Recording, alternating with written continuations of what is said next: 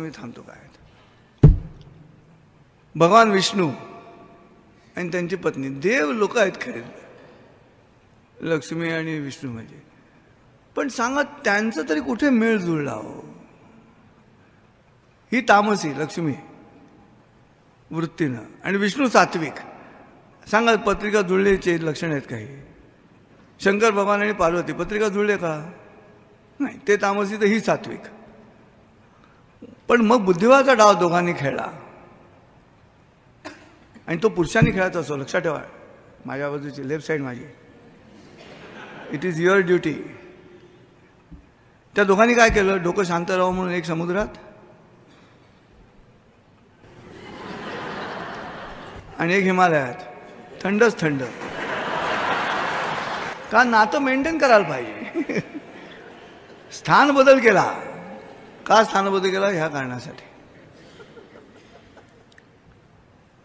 आणि म्हणून तरेवाईक आणि नातेवाईक ह्याच्यामध्ये सगळ्यात महत्त्वाचा दुवा पती पत्नी हे जरी मूळ नातं असलं या सगळ्या कुटुंबाचा डोलारा निर्माण होण्यासाठी, तरी त्या मुळातलं अधिक महत्त्वाचा माणूस आहे तो पुरुष आहे, ती बाई नव्हे. खरंच सांगतो मी, ही पुरुषांनी करायची गोष्ट आहे. आता ते बोर्ड काढून टाका. सुखी समाधानी गृहिणी घराचं लक्षण पेक्षण, निरोगी आणि विनोदी पुरुष हे समृद्ध घराचं प्रथम लक्षण, असे बोर्ड लावायचे होते.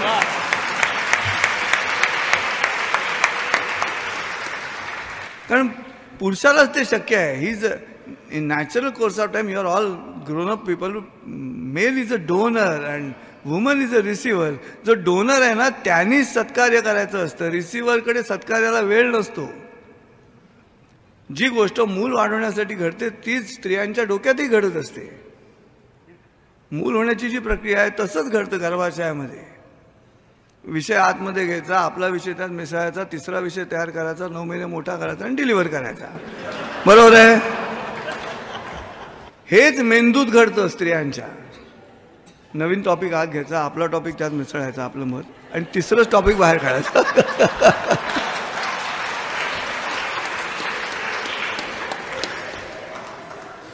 आणि म्हणून ह्या मालिका बघा सगळ्या. एकही मालिका नाही सासरा आणि जावई यांचं भांडण होईल. दोघंही डोनर्स आहेत. लक्षात ठेवा, नॅचरल डोनर्स आहेत. म्हणून हा शेवटी शरीर धर्मातूनच येणारा मानवी धर्माचा प्रवास आहे. श्रोते, असं काय करता. आणि ते लक्षात आलंच पाहिजे. ह्याच्यात ना पत्नी म्हणून किंवा स्त्री म्हणून माझ्या बायकोची चूक नाही. याच्यामध्ये मी त्याच्यावरती बुद्धिबळाचा डाव खेळला पाहिजे. म्हणून सासू सुनेमधलं भांडण आहे. ज्या मुलाला शहाणं करण्यासाठी मला 25 वर्ष लागली, त्याला हिनं 25 मिनिटात वेडा कसा केला, असा तो सासूचा प्रश्न आहे. त्याला उत्तर नाही आहे ना.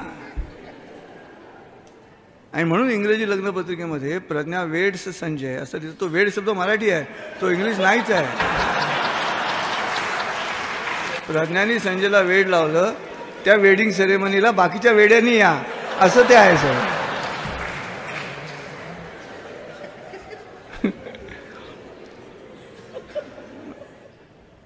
आणि म्हणून जरी तुम्ही सुनबाईने सासू, एक तर मला मी कपाशका नेहमी सांगतो की हा सासूबाईंना सासूबाईच म्हणा. उगाच आई म्हणून हाक मारायचं आणि दोघी कन्फ्यूज, चांगलं नाही ना. विषाची बाटली आहे, त्याच्यात अमृत असं लेबल लावलं, ते आतलं बदलणार आहे. आणि म्हणून इथे जो स्त्रीवर्ग बसलेला आहे, माझ्या मैत्रिणी सगळ्यांनी लक्षात ठेवा, हा बुद्धिबळाचा डाव आहे. तुम्ही खेळा आणि तुम्ही खेळत असता. किती वेळा पुरुषांना कळत नाही की बायका पण गणिती डाव खेळतात. मी कॉम्प्युटरवरनं उठत नाही, माझी बायको सारखी बोंब मारत असते.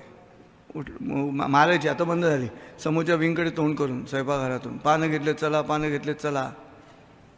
छोटीशी बाप आहे घरामधली. आणि मी चिडायचं, तुला कल्पना आहे का मी काय काम करतोय, परत ओढतेस काय, समोरच्या विंगमध्ये ऐकू जाते काय, अक्कल आहे की नाही तुला. असं करून घरातलं वातावरण उगाच डिस्टर्ब करून नात्यामध्ये तरेवाईकता आणण्याच्या ऐवजी मी शांतपणे विचार केला आणि बुद्धिबळाचा डाव खेळला. एकदा तिने हाक मारली आणि मी त्याच वेळेला कॉम्प्युटर बंद केला आणि स्वयंपाकाला गेलो, ती भाजी फोडणीच टाकत होती.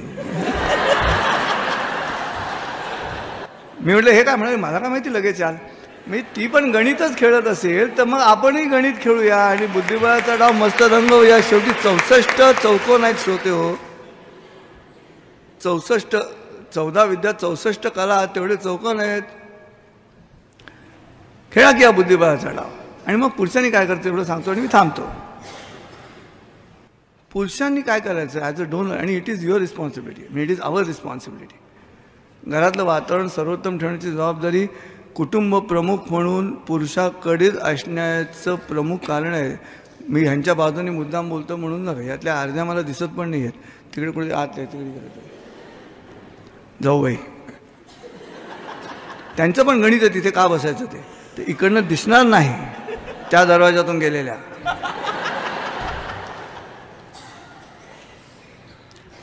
लक्षात ठेवा पुरुषो, आपली विचारसरणी गोलाकार ठेवा म्हणजे प्रॉब्लेम सुटतो. वर्तुळ आहे सगळं. वसुदैव कुटुंबकम म्हणायचं असेल तर पुरुषांनी आपली विचारसरणी गोलाकार ठेवायची. माझ्या दृष्टिकोनातून कोण घ्यायचाच नाही. कोण घेतला की टोचतो. From my point of view म्हणालात की डिसअपॉइंट झालाच कोणतरी. आणि वर्तुळाकार ठेवलं की मग प्रॉब्लेम येत नाही. बायको टँजंट, आई टँजंट, असं सगळं कोणी अडतच नाही. मधल्या वर्तुळावरती कुटुंब मस्त फिरत राहतं. आणि मग ह्या नातेवाईक वर्तुळातून तरेवाईक जन्मालाच येत नाहीत. आणि एकदा या वर्तुळातून तुम्हाला कळलं की अरे कोणी अडतच नाही आपल्याशी, सगळं छान फिरतं आहे चक्र. शेवटचा शब्द व्याख्यानाच्या शीर्षकातला आपल्याजवळ उपलब्ध होतो आणि तो आहे मनःशांती. धन्यवाद.